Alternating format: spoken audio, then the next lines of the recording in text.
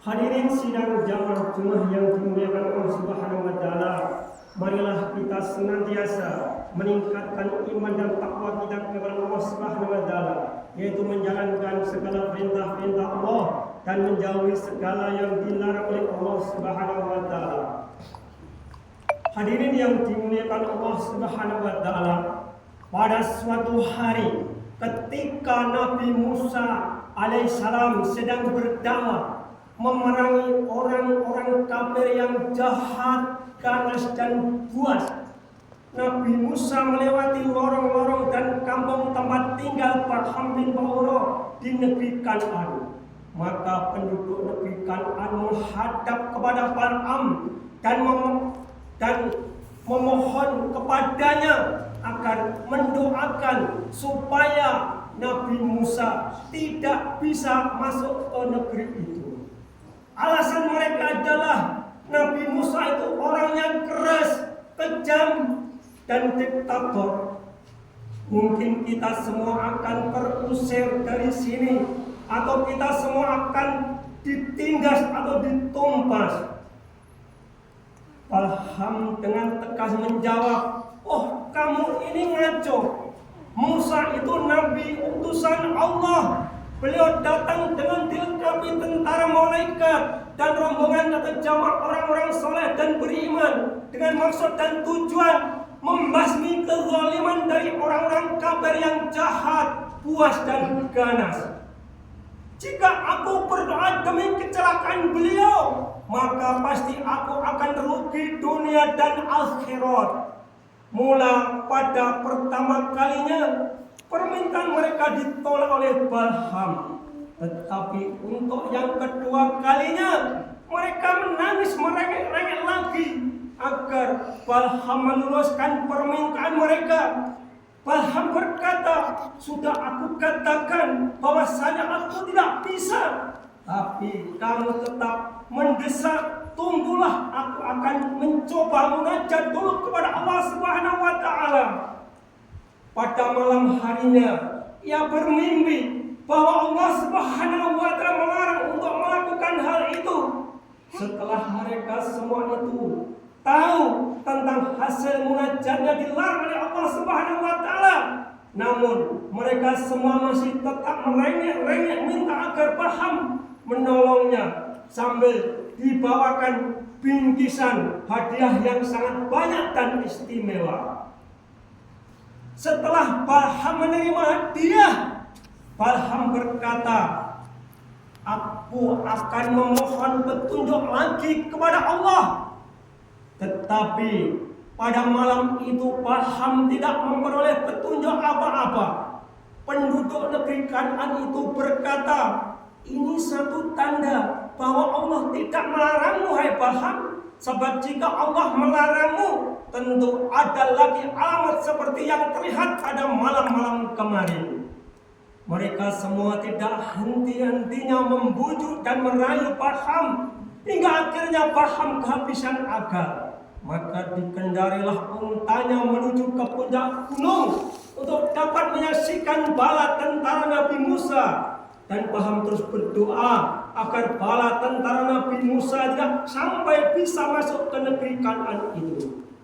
Tetapi baru beberapa langkah untanya itu terkulai dan jatuh tidak mau bangun. Lalu Balham turun dan memukulnya beberapa kali. Tetapi baru beberapa langkah untanya tidak mau berjalan lagi. Maka Balham turun lagi dan memukulnya lagi sampai unta itu bisa bangun dan berjalan.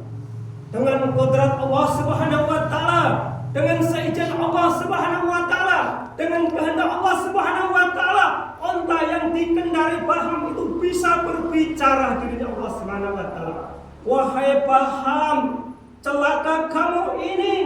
Mau kemana engkau? Apakah engkau tidak menyaksikan bahwa para malaikat telah menghalangi aku?" Setelah beberapa waktu kemudian, unta itu bangun dan dapat berjalan. Sesampainya di atas puncak gunung Hison, lalu Balham bersama-sama kaumnya bersiap-siap untuk berdoa mulailah Balham berdoa, tetapi aneh.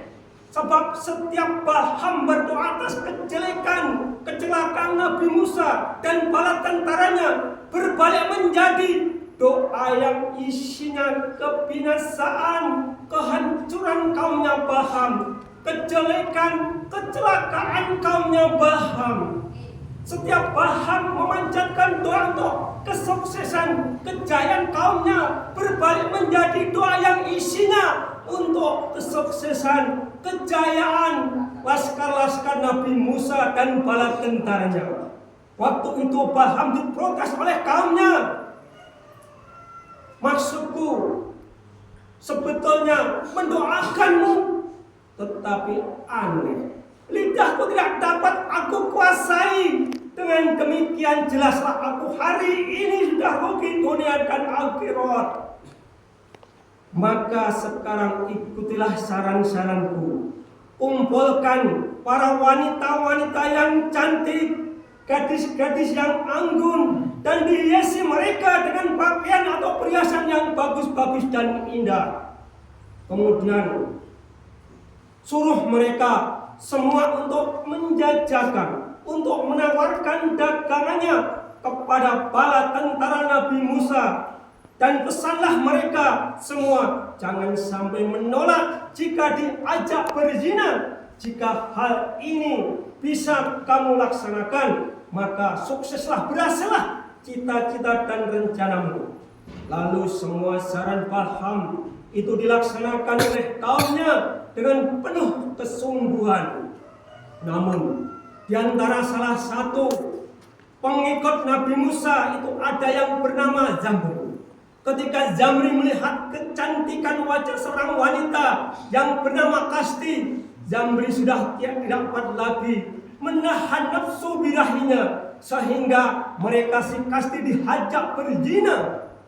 Dengan terjadinya peristiwa ini, kontan Allah Subhanahu wa Ta'ala langsung menurunkan penyakit taun terhadap laskar-laskar atau pengikut Nabi Musa, sehingga ada beberapa ribu yang gugur dalam peristiwa itu. Ini semua adalah pangkalnya dari Balham bin Baura. Akhirnya semua ilmu dan karomahnya dilucuti Allah Subhanahu wa Ta'ala. Sebetulnya Balham itu orang soleh, alim, serta bisa memahami kitab-kitab yang menjadi pendahulunya, bisa mentasarufkan ismu azam, sehingga jika dia melihat ke atas, pandangannya bisa tembus sampai ke aras. Dan setiap dia berdoa pasti tidak pernah ditolak, bahkan kontan langsung dikabulkan oleh Allah Subhanahu wa Ta'ala. Tetapi sayang 1001 sayang, Balham masih tertarik oleh pengaruh iblis laknatullah dan hawa nafsu, sehingga Balham dalam mati keadaan su'ul khotimah, yaitu jelek akhirnya. Hadirin yang dimuliakan Allah Subhanahu wa Ta'ala, di hari kiamat nanti seorang ahli pendosa telah menempati tempatnya di neraka, maka datanglah iblis dengan berpakaian api, bermahkota api, diikat dengan rantai api, berdiri di atas mimbar api, berpidato dengan lantang dan semangat, dan didengar oleh seluruh penghuni neraka. Wahai para pengikut iblis, orang-orang pendosa, orang-orang kafir, orang-orang munafik yang dimurkai Allah Subhanahu wa Ta'ala, sesungguhnya Allah telah menjanjikan padamu dengan janji-janji yang benar bahwa kamu semua pasti akan mati. Kamu dihimpun, dikumpulkan di padang mahsyar dan dihisab, serta dimintai pertanggungjawaban atas semua amal-amal perbuatan yang dilakukan pada waktu hidup di dunia.